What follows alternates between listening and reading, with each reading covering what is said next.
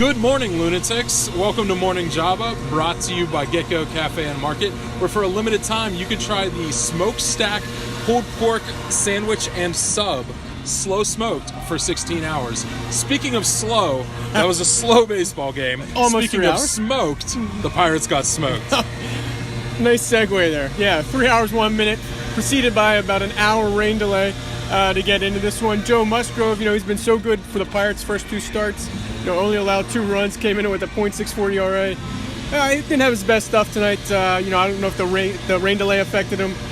You saw that he had dealing with a little bit of a foot bit of injury a foot there. thing. He said, it wasn't all that. He said, just left a few pitches up in the zone, and that's really the difference in the game. Both teams had 7 hits. You wouldn't know that by a 5-0 score. Dodgers took advantage of their opportunities. No, 7 hits. The Dodgers got the early hits. The Dodgers got the early runs. The Pirates scored no runs. Now, Musgrove, he leaves a couple pitches up. Did it sound like when you were in the room that he thought that, they were mistakes on his end, or a couple guys get the best of them? Obviously it was a team loss. I thought Musgrove was, kind of meh, but, they didn't score any runs. If you want to look somewhere, they don't score any runs. I thought Musgrove was okay. But again, he thought he left some pitches up. Jock Peterson has dominated this guy. Going back to last year's World Series, Peterson hit 2 home runs off of Musgrove while he was with the Astros. Fortunately for him that the Astros won the World Series. Tonight Peterson hits him deep again, so it's 3 home runs and 3 at-bats for Peterson. Chris, you mentioned no runs scored, so you got to score runs to win games. It sounded like Clint Hurdle maybe thought that they had a chance there with the bases loaded, couldn't get anything going. Yeah, they had a few chances. If it was 2 outs with the bases loaded, Harrison comes up and flies out to right field, I believe it was. I think it's more up and down the lineup. You look at a guy like Josh Bell, he's struggling. Polanco obviously has been struggling. Sean Rodriguez, he was getting booed here. There's only 12,000 fans here. Half of them you say are Dodgers fans.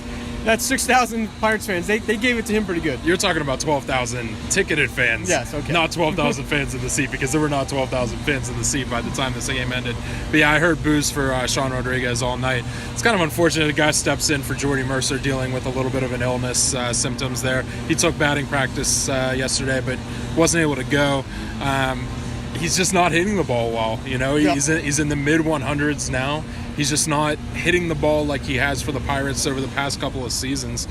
And there's just not much to say there. He's got to start producing. Yeah, it's kind of a sad story. He comes back to the Pirates last August, and he has the dramatic walk-off home run. Bobblehead in a couple of weeks. He has a bobblehead coming up. I hope he's still around for that bobblehead.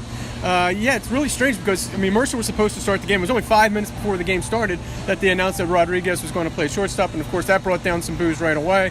And then he struggles again at the plate. Even though he flew out, I believe it was the 8th inning, made pretty good contact on the ball, but just nothing's falling for him. He's hitting was 167 entering the game. No, he never looked really there today, and I think that a lot of that goes back to a lot of these struggles that he's having over the past few weeks.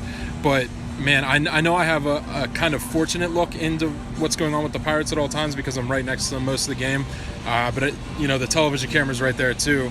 The guy he seems so down, and he's a guy Sean Rodriguez has just relied on the passion for the game and being an emotional leader. People still give him a hard time for the water bottle incident. So he's just got to get going, get the passion back going. Oh, Chris, Pirates back down to 500 now for the first time, really. Been a slumpy stretch of the season. Yeah, they've lost 5 straight series now. It wasn't the heartbreaking loss that you saw in St. Louis last weekend where they had 2 walk-off home runs against them. They nearly get no hit. Tonight they were down early, but it's the same result. The Pirates just continuing to lose. I think 500 is probably at best is where they should be. I don't think they were as good as they were at the beginning of the season, and I don't know that they're as bad as they've shown here in the last few weeks. No, and DK and I addressed that kind of on Java for Tuesday, and that's the one thing. They've had a lot of games that could go either way recently, and Tyler Glasnow's a guy who's pitched generally pretty well. He's getting some more high leverage situations, but he gives up the long ball to Cody Bellinger, who's not the Cody Bellinger of last season. So he hit that ball to the moon. It's still coming down actually, somewhere out by that batter's eye out there in that general region, but. Man, he killed that ball. And you talked about the Musgrove home runs. This is a game that the Pirates, you think back to last year when Jay Hay beats Rich Hill's, perfect game into the no-hitter, into the walk-off home run. And without the home runs, really, for the Dodgers, you're looking at another similar game that's just kind of elongated, nothing game. But they can't prevent the long ball lately. Well, they got 2 more games against the Dodgers, including one here tomorrow night, or later tonight, I should say. Yeah, later tonight, and then even in the morning, almost 12:30 on Thursday. So quick turnaround to get things hopefully corrected. We'll see what happens. See what happens then.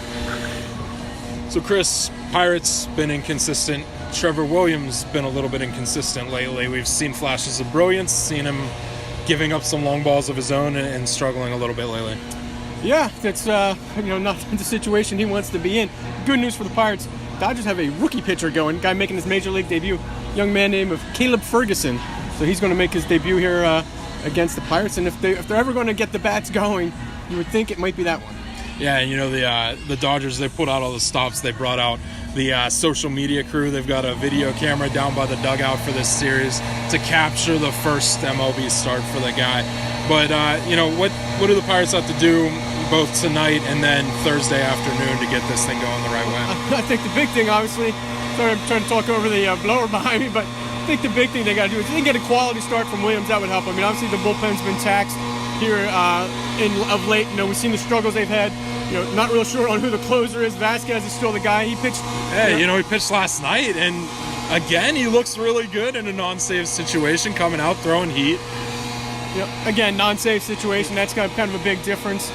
But I think if they can get a quality start, hopefully get into maybe the 7th inning, take some of the pressure off of the bullpen and see what happens. But I think the bigger thing for me is just getting the bats going. This is a team that was 9th in runs scored this season. Last 3 games they've had 3 or 4 runs total. So I mean that's a bigger problem for me. You look at the run production this last even going back over this 5-series losing streak.